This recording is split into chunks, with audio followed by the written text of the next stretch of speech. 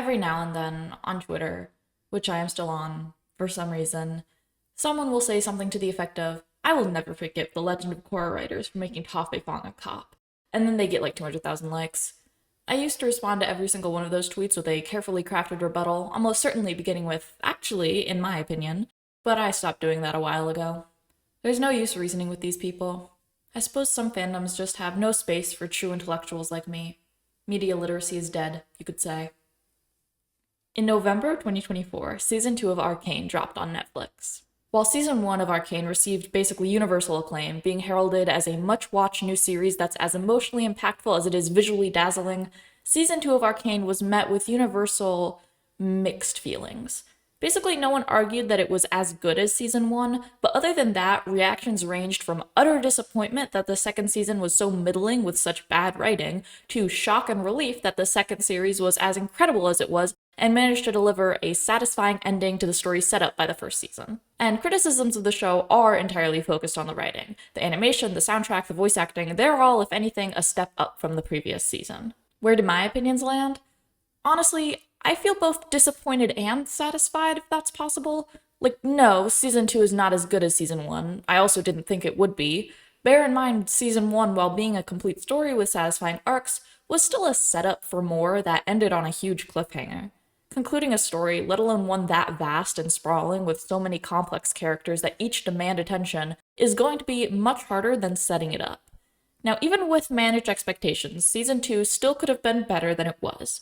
They bit off way more than they could chew. There is so much story packed into these 9 episodes, probably because higher-ups decided to end the show after 2 seasons.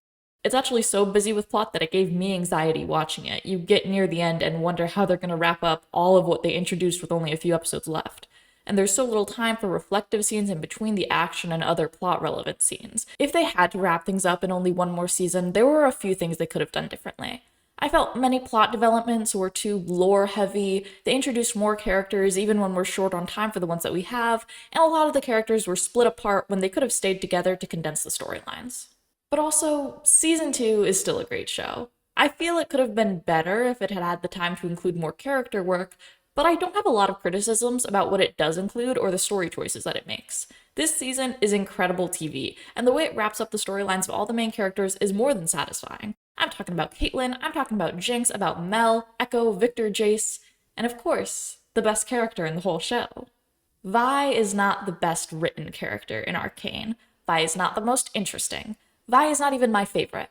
But she is the best character in the most literal sense, because she is the most good as a person. Although Vi has been the target of so many ad hominem attacks from fans, criticizing her choices and traits as well as the writers behind them, Vi stands out as a compassionate, warm, forgiving, and often optimistic person who is dedicated to caring for her loved ones above all else. This may sound wild, considering that she is also brutally violent, abrasive, quick to anger, and at times bitter and resentful, but think about it. Think about everything that Vi has been through.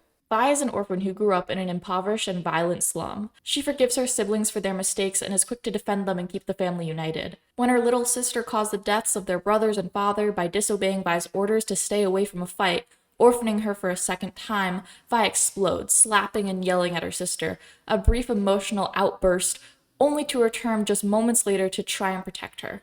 But Vi was dragged away to be imprisoned for the next 6 to 8 years. After being released after years of abuse and isolation, Vi quickly grows trusting and protective of Caitlyn, despite the fact that she is from a completely different walk of life and an enforcer, part of the system that killed her parents and oppressed her people, and literally tortured her in prison right up until the moment that they met. This abuse may have hardened Vi on the outside, making her into a skilled fighter who's quick to use violence to end conflicts, but she is still just as loyal, caring, and forgiving of those that she cares about. Sure, she's introduced to Caitlyn as a violent inmate who brutally beats someone for no reason, but she actually beat them up because they worked for Silco. That's a side effect of her loyalty. She holds a grudge against those that hurt the ones she loves. Speaking of forgiveness, she is completely dedicated to finding Powder. This doesn't change when she finds out that Powder is working with the man responsible for killing their father, or that she sees him as an adopted father figure. In fact, it just solidifies her belief that she must find Powder and deprogram her from Silco's manipulation. While Jinx still blames herself for the deaths of their family members, all Vi cares about is saving her. She's even clearly taken aback by Jinx's gleeful violence, but that doesn't shake her resolve that Powder is still in there somewhere, and she must try to bring her back. Jinx then attacks and seemingly tries to kill Vi and Caitlyn in the bridge scene, but this still doesn't change her perspective. At the end of season 2, Jinx kidnaps Vi and Caitlyn and threatens both of their lives. The whole time while Vi is terrified for Caitlyn's sake, she's still telling Jinx that she forgives her and they can be together as sisters once again. And sure, in this instance there's a gun to her head, but this doesn't read as manipulation, it reads like Vi is desperately pleading with Jinx to get her to believe her because she genuinely means what she's saying. Jinx does believe her enough to shoot Silco instead, but after being responsible for the death of yet another loved one, Jinx is pushed over the edge and carries out an act of mass violence that kills many people, including Caitlyn's mother. Then we open on season 2, and how is Vi coping with this?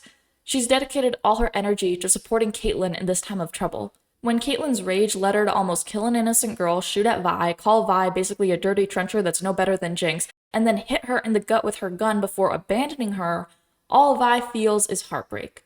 She doesn't even feel betrayal or anger, not towards Caitlyn anyway. When they next meet, it takes approximately 2 seconds for Vi to start calling Caitlyn Cupcake and fighting alongside her again. When Jinx shows back up to bring her to Vander after she had tried to kill Vi and Caitlyn, it took maybe an hour for her to forgive Jinx and treat her like a little sister again.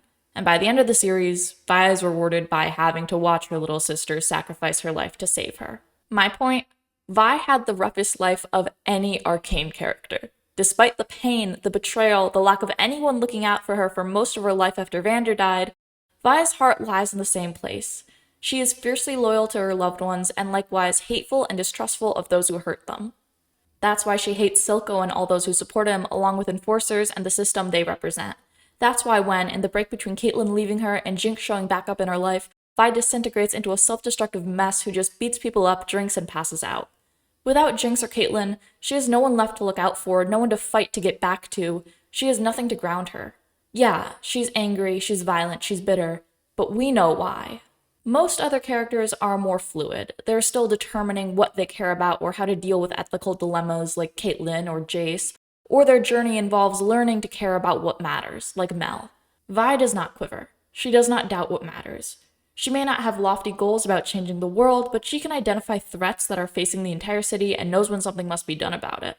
Her own safety is always the last priority for her. This is why Powder looked up to her for her whole childhood. This is what Echo talks about when he eulogizes her in the Season 2 alternate universe episode. Yet, much of the fandom doesn't see Vi as a hero, not after Season 2. They see her as a traitor. It might be the specific corner of the fandom that I'm in, and bear in mind, it does seem to be a minority of fans overall, but I have seen several people call the writing of Season 2 straight up bad because of the way Vi was treated. I've seen people go so far as to call the entire season a wash because clearly the writers just weren't even trying, like they didn't even rewatch the previous season before they picked it up. Why are some people so heated about how Vi was written? For the most part, the criticisms boil down to accusations of hypocrisy and inconsistency. Let's take the arguments one at a time. Vi would never join the Enforcers, and the fact that she does makes her a traitor to her family and her people. Vi saw her own parents murdered by Enforcers as a child. She spent her whole childhood seeing and experiencing how Piltover uses the Enforcers to oppress Zonites, a class struggle that would lead to the death of her adopted family. Then a crooked cop dragged her off to prison where she was kept and abused by guards for 6 to 8 years.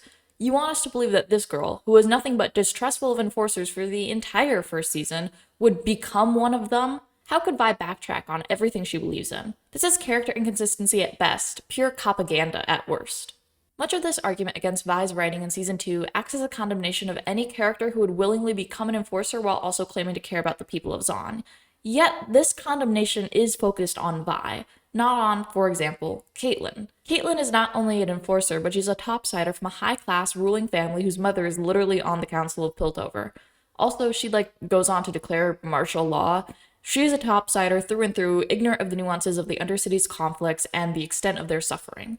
Sure, she's sympathetic to them as human beings, but any moral criticisms levied at Vi for being on the side of enforcers and enacting violence against the people of Zon, both directly as a cop and indirectly through political and systemic means, would be even more accurate when aimed at Caitlyn. Yet, she doesn't face the same treatment. I don't mean this as a rhetorical whataboutism either, it's a real question. Why? Well, the answer is people don't feel the same sense of betrayal towards Caitlyn as they do towards Vi. Vi has suffered the most at the hands of enforcers and the system they represent. Her coming back from prison and almost immediately joining them while they're serving the Council of Piltover was obviously going to draw criticisms from the in-show characters and audiences alike. But this was a serious, deliberate choice Vi made, the significance of which wasn't lost on her, or the writers. So in Season 2, Episode 1, in the wake of Jinx's attack on the Council, Vi comforts Caitlyn over the loss of her mother and makes clear that she wants to do something about it. Caitlyn offers her a place with the Enforcers who are going to take up arms against the people of Zaun. Vi, in response, says that while she knows now that Powder is gone and Jinx must go down, she cannot join the Enforcers. Now, of course, we can all point out the juxtaposition of her in the previous season finale saying nothing would ever change Vi and Jinx being sisters, to her in the next season's premiere saying that her sister is gone, but we're saving that discussion for later. The most pertinent part is that Caitlyn asks her to join the Enforcers, and she says no, she cannot wear the badge. She would only change her mind after the attack on the memorial. That attack showed that the Undercity could form an organized force in the wake of Silco's death, and promised increasingly bold attacks as long as Topside did nothing. It also pushed Caitlyn over the edge, making her furious at the attackers and at the situation she was placed in. With the Council out for blood and Caitlyn feeling powerless to handle the situation on her own, Vi felt she had no choice but to step in to help in any way necessary. She saw the bloodshed that would inevitably be triggered by an invasion, as well as the promise of another Silco just rising up to take his place in the Undercity, and she knew that the cycle of violence had to be stopped immediately for any chance at peace. If that meant she had to put on the uniform, then that's what she'd do. It should be mentioned that in this situation, Caitlyn's plan is kind of their best option. Topside did have to do something, and a full-out invasion and occupation would have been disastrous, while diplomacy was basically impossible with no central figure with whom to negotiate, not to mention a non-starter with the Council anyways. A tight team of 5, including Vi, who knows and cares about the Undercity intimately, to enter Zaun secretly, neutralize the forces remaining loyal to Silco, and shut down the production of Shimmer would have been an honestly ideal way to end the conflict had it worked out.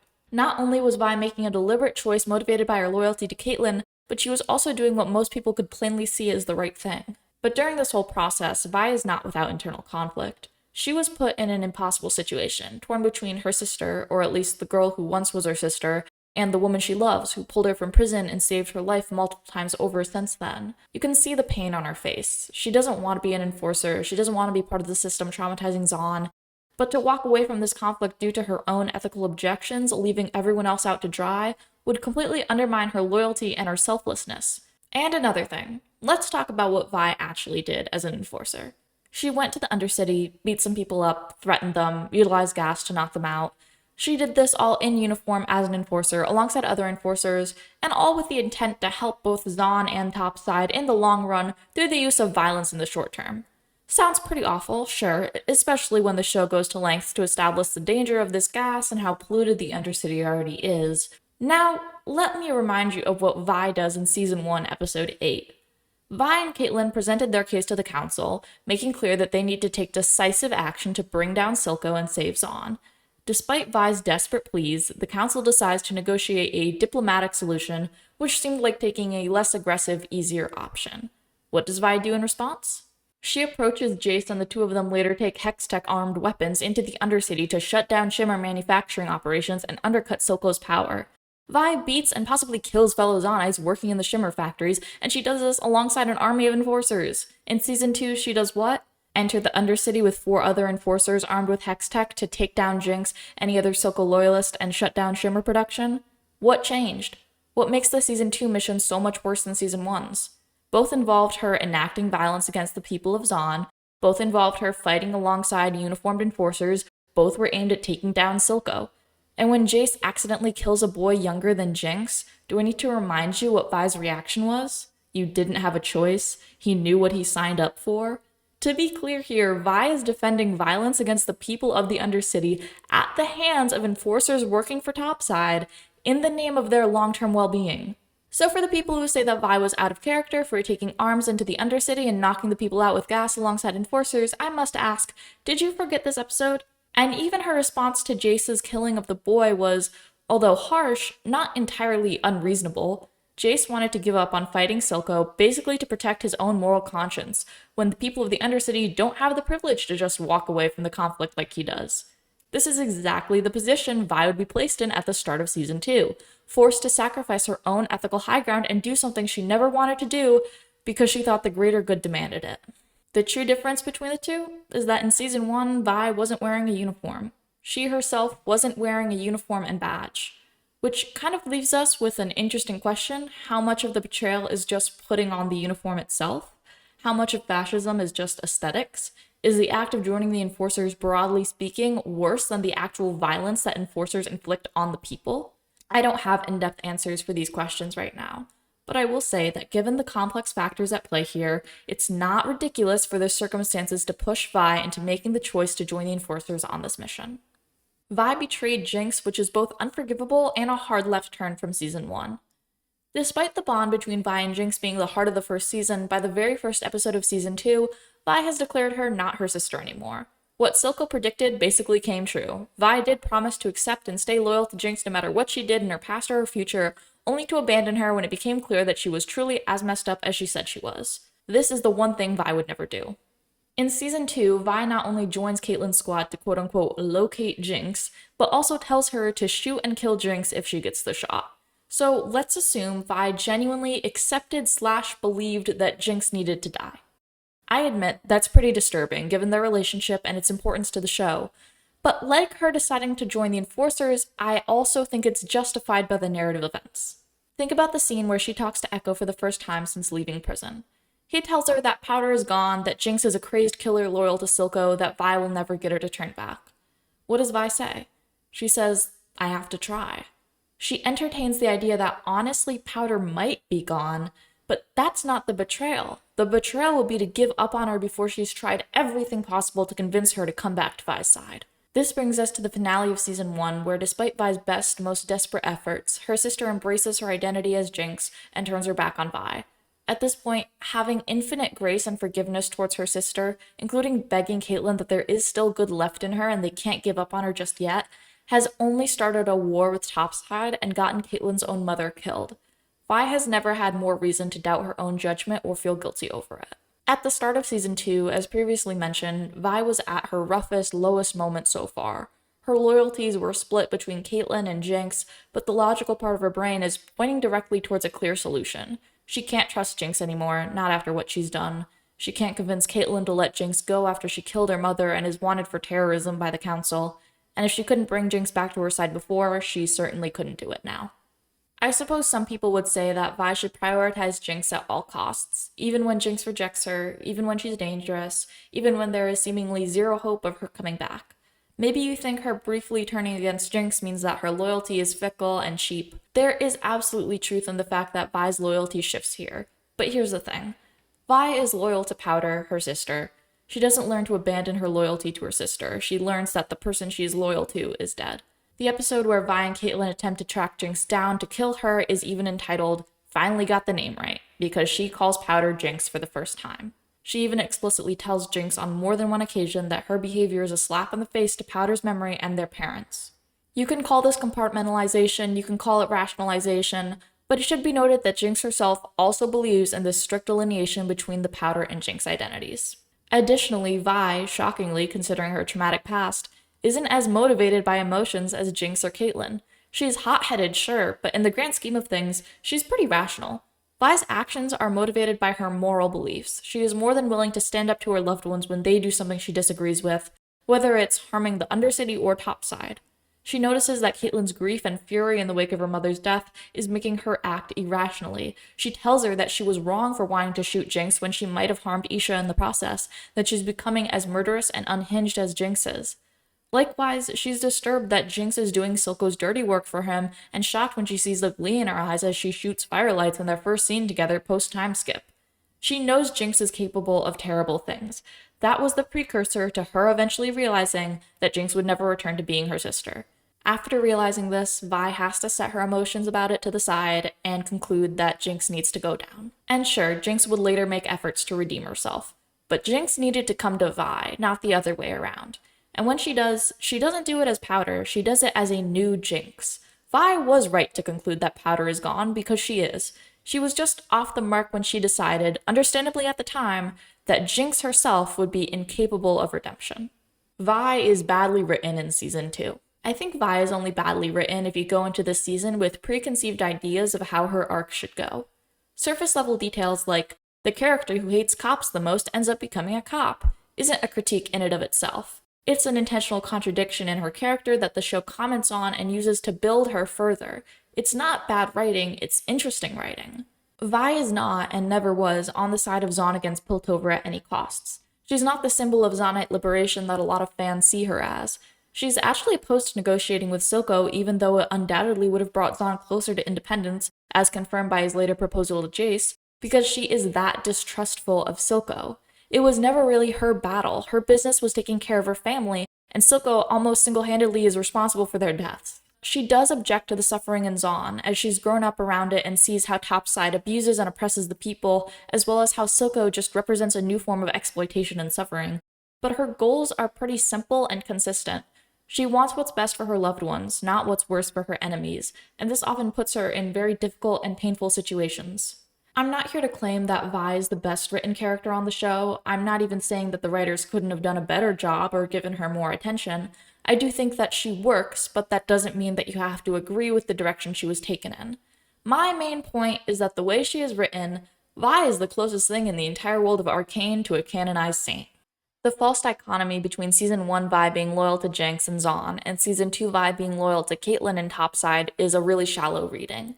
The Vi we see in Season 2 is a natural continuation of the emotionally stunted, traumatized, grieving girl we last saw in Season 1, where she watched her sister, her last remaining tether to her previous life, literally blow up any chance of repairing Vi's connection to her home. Vi appears loyal to Caitlyn in Season 2 because she was torn away from Jinx in the Undercity, and this was a choice that Jinx made for her.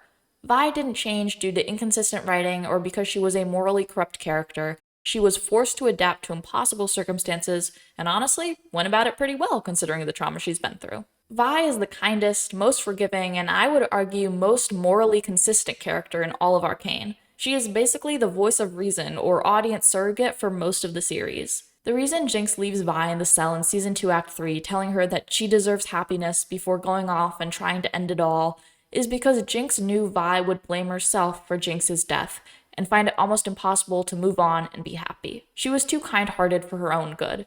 There is nobody who forgives, who sympathizes with those radically different from her, who makes gestures of outreach to those who have wronged her, more than Vi.